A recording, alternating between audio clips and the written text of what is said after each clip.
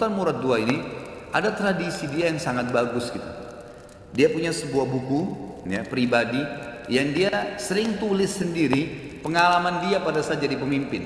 Satu malam dalam salah satu bukunya, dalam satu lembaran buku sejarah hidupnya, beliau bilang, satu malam saya nggak bisa tidur.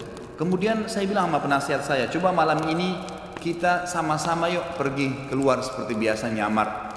Baiklah, jalanlah berdua ini.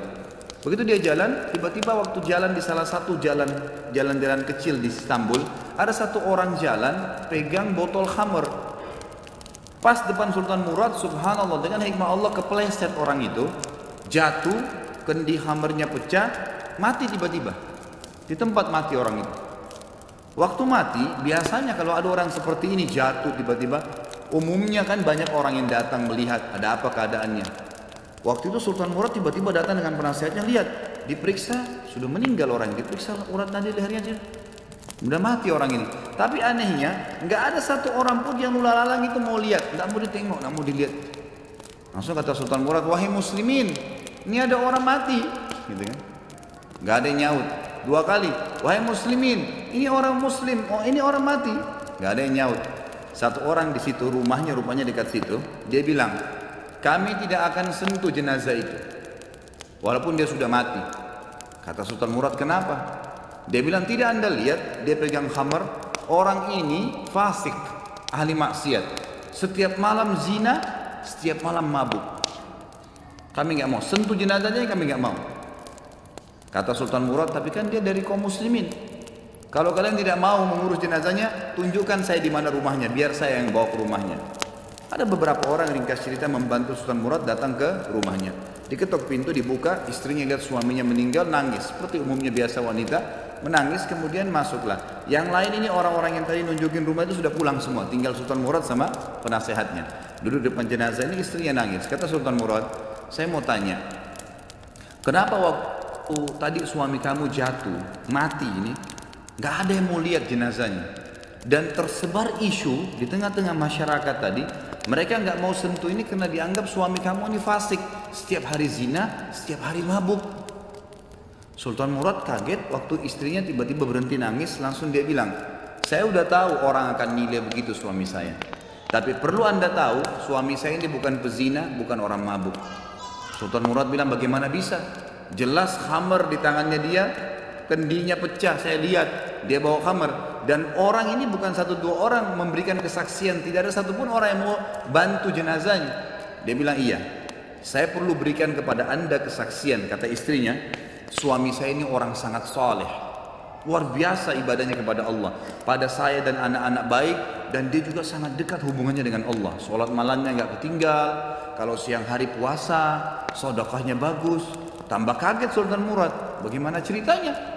Dia bilang, suami saya ini punya satu usaha di tengah-tengah kota sini. Setiap hari hasil bisnisnya dia dibagi 3 keuntungannya. Sepertiga dibawa pulang ke rumah untuk saya pakai makan dan minum untuk anak-anak saya.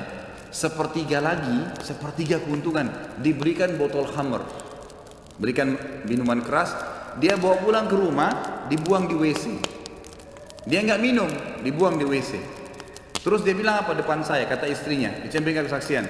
Setelah dia buang, dia bilang, segala puji bagi Allah, minimal membuat saya ya mengurangi orang muslim yang mabuk hari ini. Terus sepertiga lagi yang tersisa, dia datangi tempat perzinahan, lalu dia bilang sama yang punya tempat perzinahan, ini berapa orang wanita di sini pezina? 10 orang.